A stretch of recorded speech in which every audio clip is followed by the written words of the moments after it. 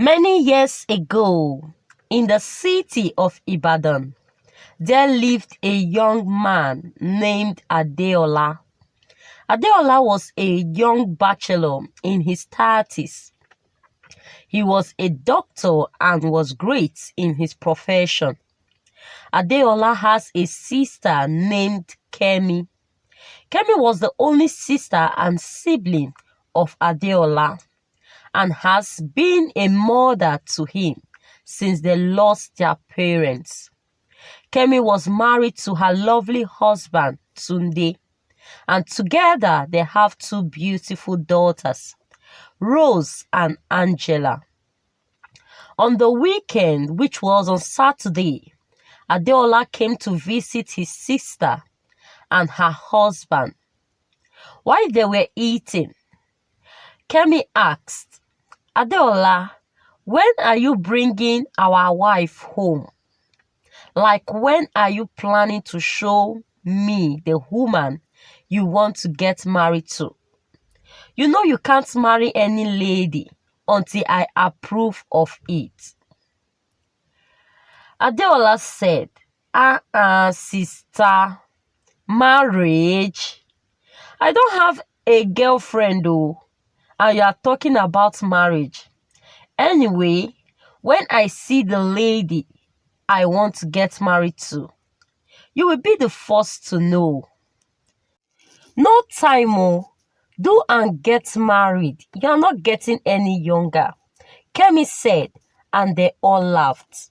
Few weeks later, Adeola went to the shopping mall to get some items. When he was done picking all the items that he needed, and he was at the cashier desk, the cashier scanned all his items and told him the cost. Adeola dipped his hand in his pocket to bring out his wallet. Then he froze. He was shocked and surprised. He could not find his wallet. While he stood there looking confused, the other customers were getting impatient. Then a beautiful young lady walked close to him. She said, "Is this yours? I saw it on the floor," she said, handing a brown wallet to Adeola. Adeola thanked the lady, then paid the cashier for the items. Then he hurriedly went after the lady that gave him his wallet. Adeola shouted, "Wait!" The young lady turned, looking amused. Adeola said, "Please, let me thank you properly." The lady said, "No, you don't have to. It's nothing." Adeola replied, "No, it's something. Kindness like this are rare these days. Please allow me to repay you for your kindness." The young lady replied, "It's not necessary." "Please," Adeola pleaded, "at least allow me to buy you dinner tomorrow. I will feel better knowing that I appreciated you properly." The young lady hesitated. "Dinner? Yes, please," Adeola said. Finally, the lady nodded. "All right, dinner it is." Adola said, "Sorry, pardon my manners. What's your name?" She replied with a smile, "I'm Ebum. And you?" Adeola, and they both laughed as they went their separate ways. The next day, Adeola and Ebum met at a fancy restaurant and they discussed over a bottle of red wine. They laughed and get to know each other better. Adeola and Ebum hung out a couple of times and have even started dating. Ebum was very beautiful and she just rounded up her NYSC service and have not yet started working. After a few months of dating, one day, Adeola went down on one knee, holding a small red velvet box with an engagement ring, and proposed to Ebum, saying, "Ebum dear, please marry me." Ebum was very excited and accepted his proposal. That weekend, Adeola took Ebum to see his sister Kemi. Kemi was very excited and welcomed Ebum warmly and served the food. While they were eating, Kemi asked, "Ebum dear, how did you meet my brother?" Ebum replied with a smile, "We met at the shopping mall. He accidentally dropped his wallet on the floor. I found it, so I returned it back to him." Kemi said, "Wow, that's so kind of you." They discussed about a couple of things. Few months later, Adeola and Ebum got married in a very lavish wedding ceremony, and they were both happy. Kemi, Adeola's sister, was very happy for her kid brother. However, few weeks after Adeola and Ebum got married, Kemi fell terribly ill and was rushed to the hospital. After a series of tests was conducted on her, it was discovered that she had kidney failure and needed urgent medical attention, that she has to undergo surgery. Adeola was very devastated and sad about his sister's condition, and we stay awake most nights thinking and crying, while Tunde, Kemi's husband, was by her side praying and believing God to heal his wife. Finally, Kemi was flew out of the country to undergo kidney transplant, so no one was around to take care of her children, Rose and Angela, since Tunde, her husband, traveled with her. So the children have to stay with their uncle, Adeola, and his wife, Ebum. Ebum was not really cool with the whole arrangement. She lamented to her husband, saying, "Honey, we just got married and we need privacy to bond together." Adeola consoled her, saying, "My love, I understand you, but please be patient with them. It's just for some weeks. They have no other place to stay apart from here. Once my sister returns, they will go back to their home." The days that followed was not funny for Rose and Angela, as Ebum made their lives a living hell.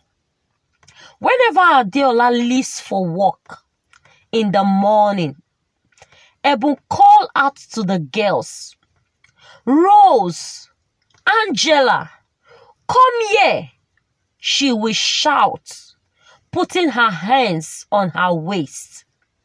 "Where are you girls?" "We are coming," the two girls will reply from their room. When they come to where Ebum was, "You two little witch, you did not hear me shouting your names?" Ebum will say, pulling their ears. "Rose, go to the backyard, wash all those dirty clothes there. While you, Angela, go to the kitchen and wash those dirty dishes.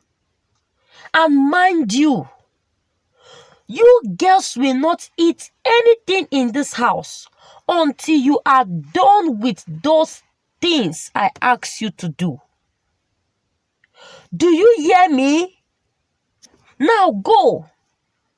The girls will run to where Ebum have sent them. Rose, who was just 7 years old, stood in front of the piled up dirty clothes, crying because she don't know where to start from.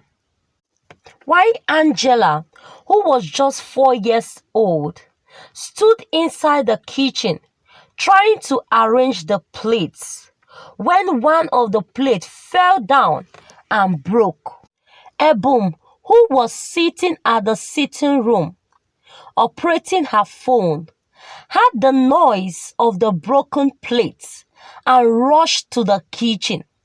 On getting there, she saw her favorite plate on the floor broken. Ebun was very furious. She was not even concerned about the little girl who was standing there froze, looking shocked with tears in her eyes, if she was injured or not. Instead, Ebun picked up a turning stick and began to flog the little girl. When she was done flogging her, she went out to the backyard to see what Rose was doing. She saw that Rose was standing, looking at the piled up clothes.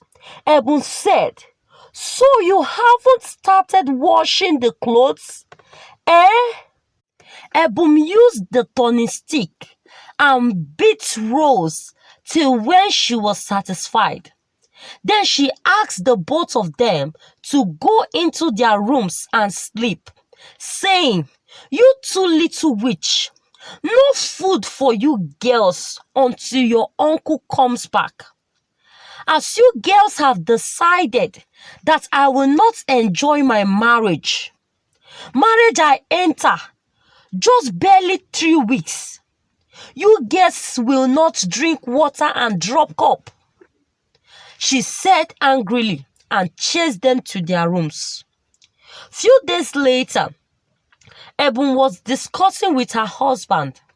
She said, "Honey, when are these kids going back to their home? When are we returning them back?" Adola sighed.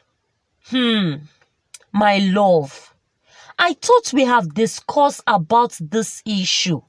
Ebun said, "I'm losing my sanity. I'm tired and stressed. These children are stressing me. I don't want them to stay here anymore." Adeola looked at her with disbelief. He said, "So if I chase them away, where do you want them to go?" "Anywhere. You can take them to the orphanage. I don't care. All I want is for them to leave this house. I'm losing it. I should take my sister kids to the orphanage. My niece, my only sister children to the orphanage. Why are you talking like this? Why are you being unreasonable? You know the situation we are now. You know why the kids are here with us. If not that my sister is sick and she is outside the country for a surgery, the kids won't be here. How does that affect me?" Ebun said angrily. "Barely 3 weeks we got married. You brought problem. You brought problem for me, eh?" Ebun said, looking irritated. "My niece are problem," Adeola said angrily. "So if you are the one in this situation, won't I be willing to help you?" "Ebun, my dear, this is just a phase in our lives. It's just for a while. And very soon, everything will be okay. And the children will return back to their parents. And we will enjoy our lives together. Privately again. Please just be patient, Adola said, consoling his wife. Honey, I'm not ready, oh. I'm not ready for this stress at all. I'm not, Ebun said, sulking. But Ebun did not change. She did not change her character towards the children. She will always give them tedious chores to do when Adeola leaves for work. And sometimes she will only give them food once in a day. And anytime the kid's mom called Ebun to hear from her children, Ebun will threaten the children saying, if you tell your mommy that I'm not taking good care of you, I will beat both of you, I will beat you both and break your legs. And Ebun will always vent her frustration on her friend Jane. My friend, these children have decided that I will not enjoy my marriage.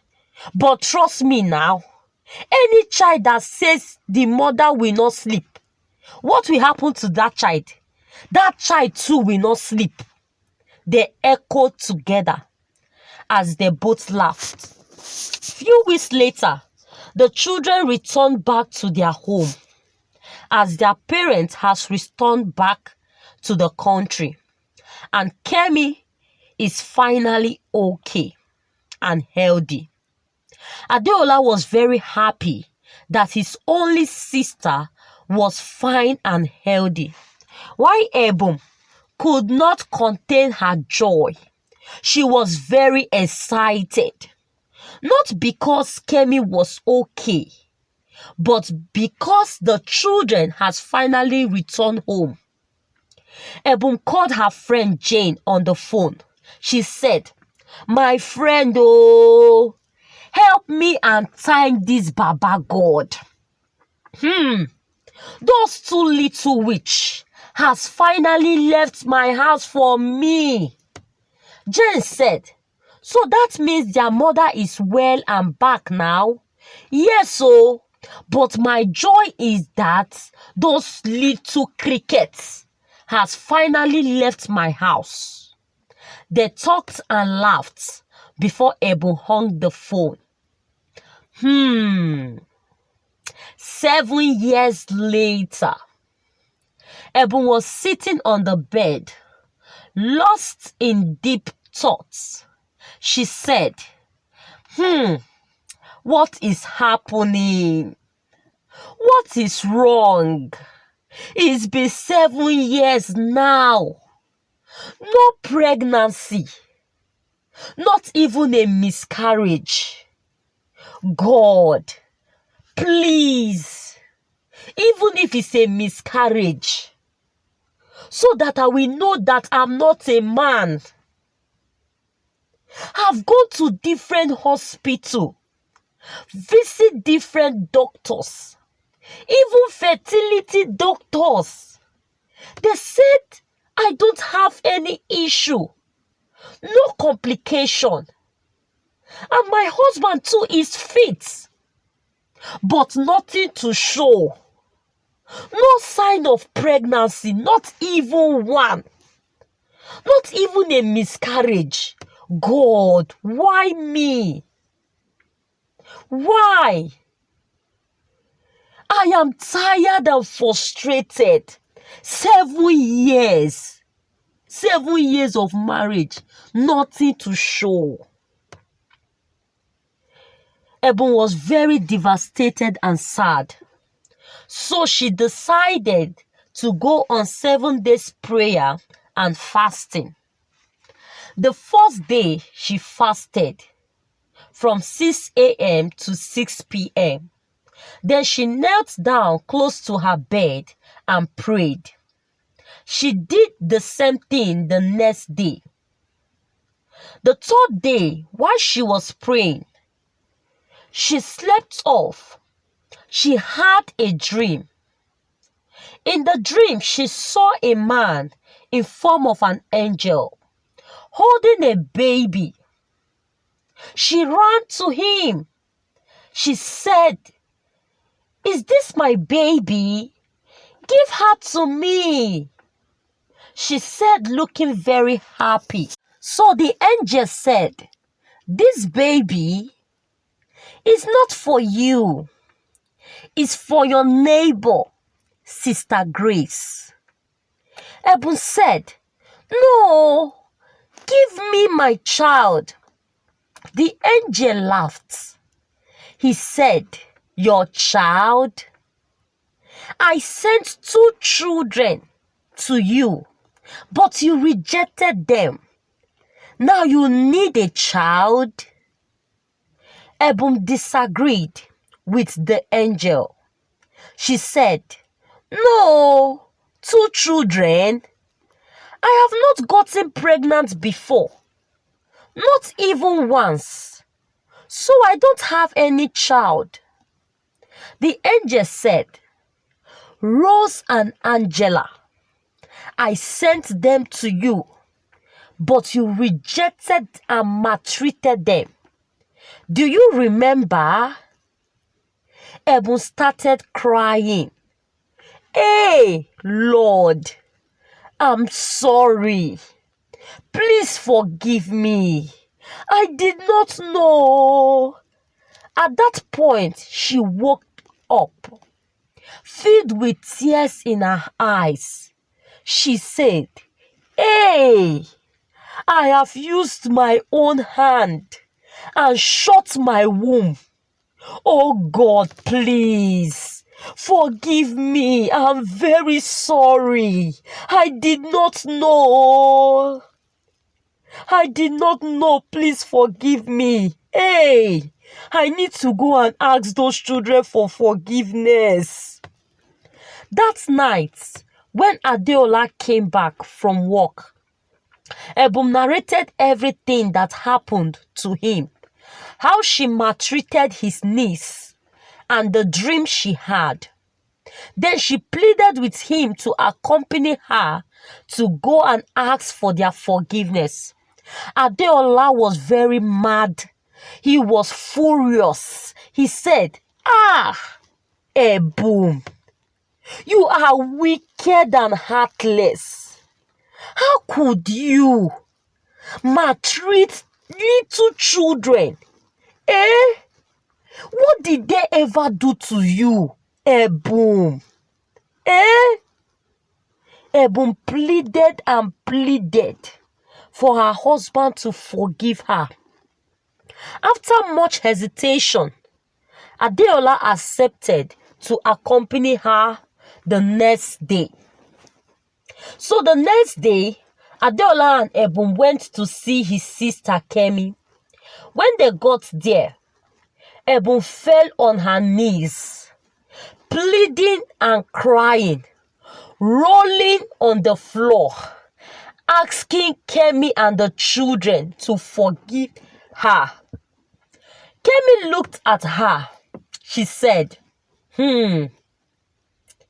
"What goes around surely comes around. You see this life? What you sow, you will surely reap. My children told me all you did to them. I did not confront you. I left you for God. Now see, the same thing you rejected is what you need now." Ebun continued to cry and roll herself on the floor. "Ma, please, forgive me. I'm sorry. I know what I did was bad. Please forgive me, Ma. I'm sorry. Please, Rose and Angela, forgive me. Please, I'm sorry. I'm sorry. I'm a changed person now. Please forgive me." Kemi said, I forgive you. I forgive you. I forgive you. Stop crying, I forgive you. Rose and Angela, who were standing there, looking at everything, they said, Auntie, it's okay. Stop crying. We have forgiven you. Everything happened for a reason, and we thank God that you have learnt your lesson. Ebun thanked them profusely. Then Rose and Angela said a simple prayer for her. 9 months later, Ebun gave birth to a set of twins boys. Adola was very happy, and the couple lived happily ever after. The moral lesson of this story is from Hebrews 13 verse 2, which says, do not neglect to show hospitality to strangers, for in doing so, some have entertained angels without knowing it. And in Matthew 18:10, it makes us to understand, see that you do not despise one of these little ones. For I tell you that their angels in heaven always stand in the presence of God. Hi, beautiful people of African Folktales by Best. Please let me know in the comment section what you learned from this story. I want to know your thoughts about the story. And also, tell me where you are watching this beautiful story from. Please support your home girl, Best, by subscribing to my channel if you have not done so, and watching the ads. Yes, please support your girl. Please like and share this story to your loved ones. God bless you. Until I bring another story your way. Bye